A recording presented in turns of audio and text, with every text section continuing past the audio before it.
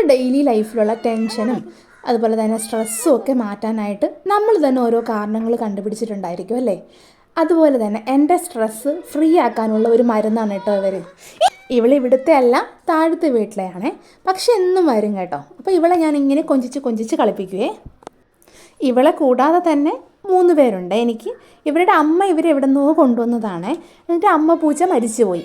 പിന്നെ ഇവരെ 3 പേരെയും ഞങ്ങളാണേ നോക്കുന്നത്. പക്ഷേ ഇവർ അടുത്തോട്ടൊന്നും വരില്ല കേട്ടോ. ഇവിടെ തന്നെ നിന്ന് കളിക്കുന്നത് വിറകിൻ്റെ ഇടയിൽ.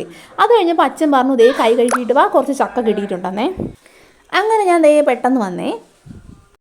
നല്ല പഴുത്ത തേൻ വരിക്കയാണ് കേട്ടോ കിട്ടിയത്.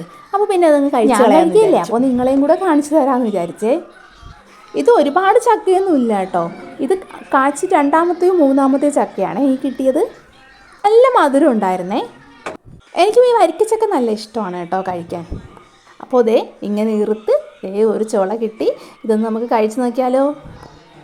നല്ല ടേസ്റ്റായിരുന്നേ, നല്ല മധുരം ഉണ്ടായിരുന്നു കേട്ടോ ഇത് കഴിച്ചപ്പോൾ. അപ്പോൾ ഇന്നത്തെ വീഡിയോ ഇത്രയേ ഉള്ളൂ. ഇഷ്ടപ്പെടുവാണെങ്കിൽ സബ്സ്ക്രൈബ് ആൻഡ് ലൈക്ക് ചെയ്യണേ. ബായ്.